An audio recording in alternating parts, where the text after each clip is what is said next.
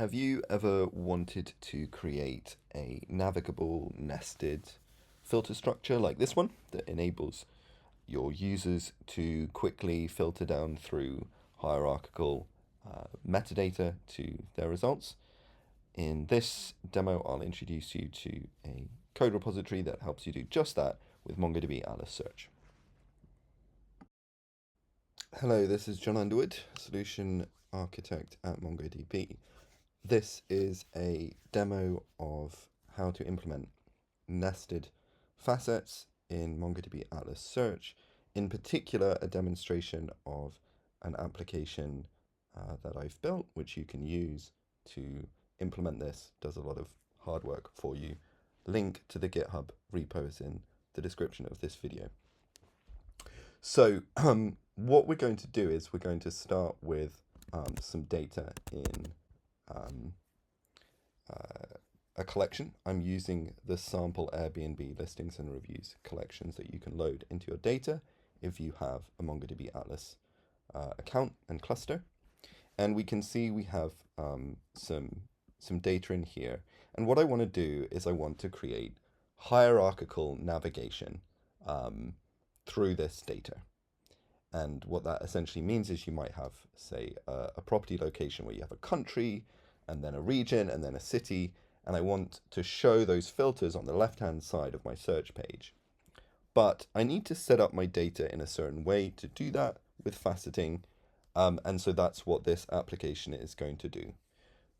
So you can see here I have some data, and I want to create nested facets that bring together some of these properties. So I'm going to create a new field, and it's going to be called property.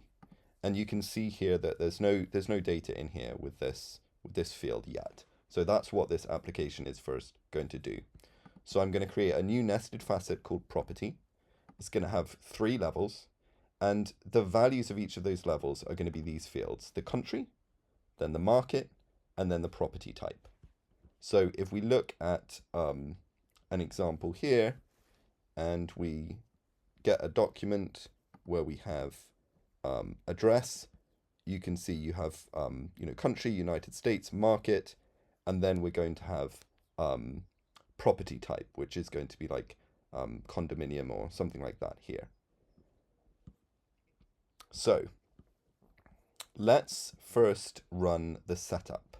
And what the setup is going to do is it's going to look at these variables I've set, and it's going to create the correct Atlas Search index definition and also the correct data model to do this. So let's run this. First of all, it's telling me what that index definition is that it's going to create, and then it's going to tell me it's creating that index definition, and it's also going to create this pipeline where it's going to get all of the documents that has these fields, and it's going to create these new this new document with these nested values and merge those in, and then it's executed. It's returned a result to show me that yes, it's correctly created this new data structure.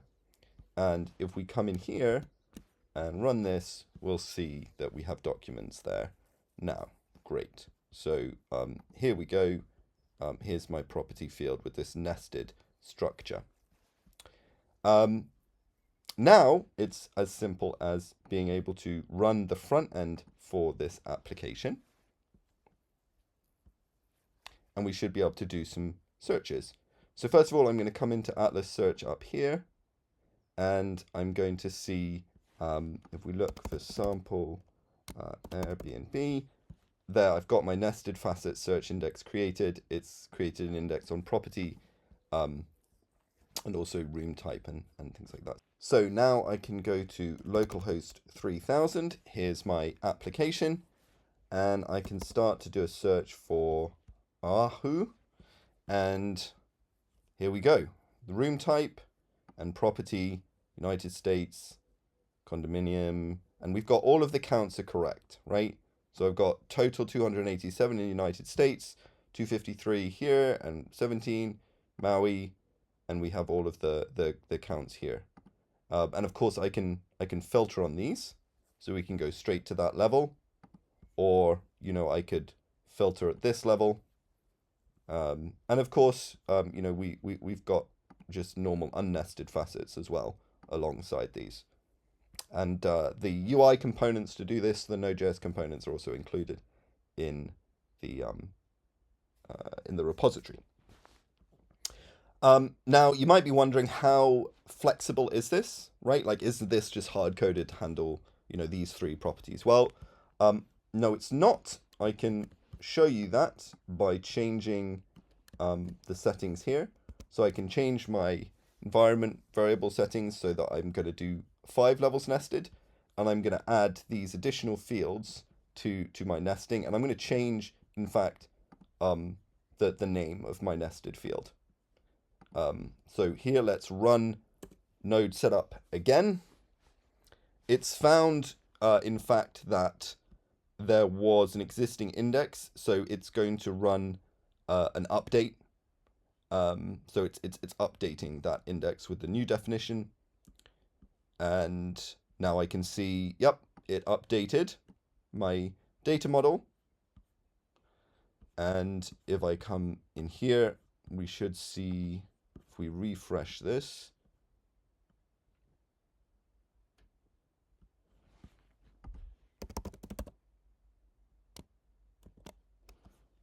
yes, it's still syncing here. When that finishes, we'll be able to run our search on again and see the details on this data set. Okay, and that's finished. If I run this query again, we can do a different query this time for beach.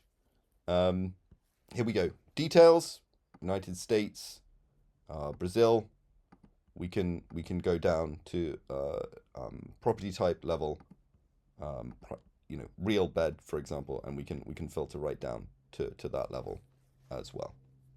Your implementation might be a little different, but hopefully this repository, this sample code, can help you get started with how to you know, programmatically implement this type of pattern.